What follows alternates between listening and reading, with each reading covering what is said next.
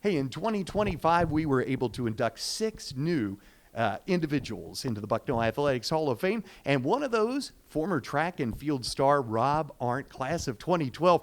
Rob, wow. I mean, the people on the committee knew you deserved in the Hall of Fame. Did you feel that way?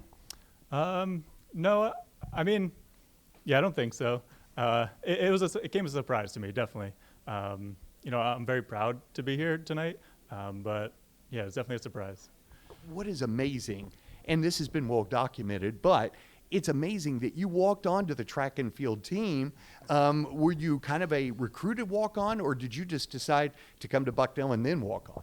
Yeah, exactly. I had already gotten into Bucknell, and then I started doing hurdles my senior year of college, or senior year of high school, and I did pretty well. I made it to the state championship meet, and that's where I actually met. I was introduced to Coach Hobson, and yeah, just they gave me a shot the next year to try out for the team, and kind of it worked out, I guess. So did you just kind of go out onto the Christy Mathewson Memorial Stadium track and just show him what you could do, and he goes, yeah, we'd like to have you part of the team? Yes and no. Because I had done well in the state meet the prior year, when I came here as a freshman, I was able to practice with the team, and I kind of tried out that way, practicing with the team on the indoor, winter, and got to learn hurdles even better from the actual hurdlers there. It was, I had been doing hurdles for maybe 6 weeks, 8 weeks or something like that total. So yeah, it was a great experience. And you were amazing. You ended up being multiple time outdoor track and field athlete of the meet. You also were 9 times an individual champ in the Patriot League in so many different categories, both on the relays but also individually in hurdles, not in hurdles. You ran the 100, you ran the 400. You did it in hurdles, you did it just straight dashes. I mean, I don't know if there are too many that are so successful in both, because they're kind of 2 different types of events, really, with the hurdles. How did you do so well in both of those? Yeah, 400-meter hurdles, I think, is considered one of the harder events. So I think, training for that really prepared me for anything that they could throw at me. It was great to work on, 400-meter hurdles with endurance, 110-meter hurdles for, the speed work. So, anything between 100, 400, I was comfortable with. Did you feel more comfortable, though, when you didn't have hurdles in front of you and you could just go in a straight line? No, I think the hurdles, they give you the pacing, something to kind of, work with as you're running, where you are on the track and how many steps you're doing between each hurdle. So it helps, kind of guide you home, You obviously had some talent. She said your senior year in high school won the state, but how much did you improve, you felt, as particularly a hurdler in college?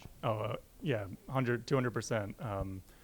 Actually, in high school, we didn't have a hurdles coach, so it was the underclassmen that were teaching me how to hurdle. So I was just kind of jumping over the hurdles, and in college, I learned how to run over the hurdles rather than jump. So yeah, a lot of technical work to work on, and improved a lot just by doing that. As we said, we went over some of your accolades, and you had so many different accolades. But when you take a look, is maybe the most memorable when you finished up the race in the 2010 Patriot League Outdoor Championships, where the women, and because of your effort and a lot of others too, the men won the Patriot League title. Is that something you probably will never forget? Yeah, 100%. Yeah, best memory that you could have. First time winning the championship as a Bucknell men's team, and was it 19 years since the league started? So yeah, I think everyone remembers that. We always talk about it, and yeah, great experience. Well, we've talked with a few of the inductees here this year who just made their first appearance on campus in a number of years. What about you? Had you been to Lewisburg? Have you been to Bucknell since you graduated very many times? Maybe a handful of times, or a few years after I graduated. But it's been maybe 6, 7, 8 years since I've been back here. Yeah, it's great. It's great to step back. It's great to step foot back on campus. Well, has the campus changed? Has Lewisburg changed much since you graduated?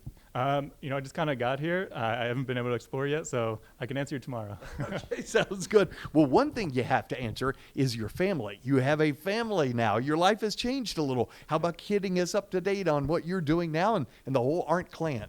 Yeah, I'm married to my wonderful wife, Caitlin. I have 2 daughters, Genevieve, she's 5, Lucy, she's 1.5. Yeah, She's here, by the way. Genevieve's right over there behind me.